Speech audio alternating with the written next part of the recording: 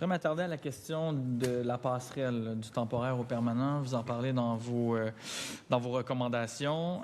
On note par ailleurs un article du Devoir qui nous parlait du fait qu'il y avait 144 000 résidents, en fait temporaires choisis avec un CSQ dans la file d'arriérés. Fait que quand même, ça, c'est des temporaires pour la plupart qui sont déjà sur le territoire, qui devraient pouvoir accéder à la résidence permanente puis pérenniser leur statut. Et donc, finalement, sont particulièrement des semi-temporaires, là, où essentiellement, ils ne sont pas vraiment dans ceux qu'on devrait calculer comme les vrais temporaires parce qu'ils visent à être pérennisés. Je me demandais, à part ça, vous, ce que vous privilégiez, c'était le PEC, ça reste le PEC, c'est le programme régulier avec le volet 2. Comment vous entrevoyez ce passage-là? Puis c'est quoi que vous demandez finalement sur la passerelle du temporaire vers le permanent? Véronique? Bien, je vous dirais que dans le court terme, ce qu'on dit, c'est permettez-nous de renouveler nos travailleurs étrangers temporaires qui sont chez nous. Ça, c'est la première des choses. Parce qu'en ce moment, on ne peut pas les renouveler dès qu'on a plus de 10 %. Et ensuite, voyons voir, dans le fond, selon les régions, selon les besoins, mais c'est certain qu'on a encore besoin de gens.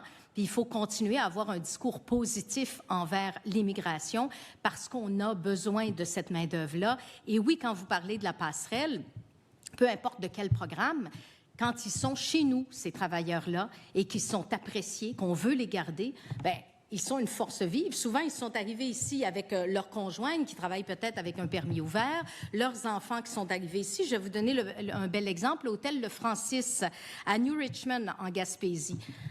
Cet hôtel-là, 38 chambres, restaurant, spa, piscine, tourisme d'affaires. Bref, quand arrive la mi-août, là, tous ces étudiants quittent pour Québec, Montréal, pour aller aux études, cégep, université. Donc, il perd son bassin de main-d'œuvre. Alors, il est très heureux en ce moment de pouvoir compter sur ces Mexicains et ces Tunisiens qui sont chez lui et qui lui permettent de pouvoir continuer à opérer son hôtel. Alors, évidemment, il aimerait que ces travailleurs étrangers temporaires-là puissent devenir des travailleurs permanents, qui puissent rester chez nous. En plus, dans plusieurs villages, villes plus éloignées des centres-villes, la population est vieillissante, il y a ce manque de bassin de main-d'œuvre-là. Vous savez, demain matin, on a beau tous faire des bébés, ça va prendre 20 ans avant que les gens puissent commencer à travailler en hôtellerie. On a besoin de cette...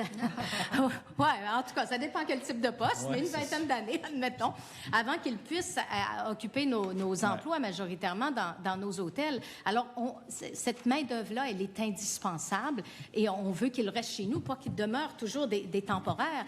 Ils veulent se faire une vie ici, pouvoir investir, acheter une maison. C'est leur rêve de rester ici. Exact. Je comprends que dans l'urgence, vous dites renouvelons le permis de travail puis on verra après. Par contre, si on faisait juste accorder la résidence permanente, on n'aurait pas à faire tous ces renouvellements de permis. Bien, totalement. Il faudrait du temps. Bon, donc, mais peu importe le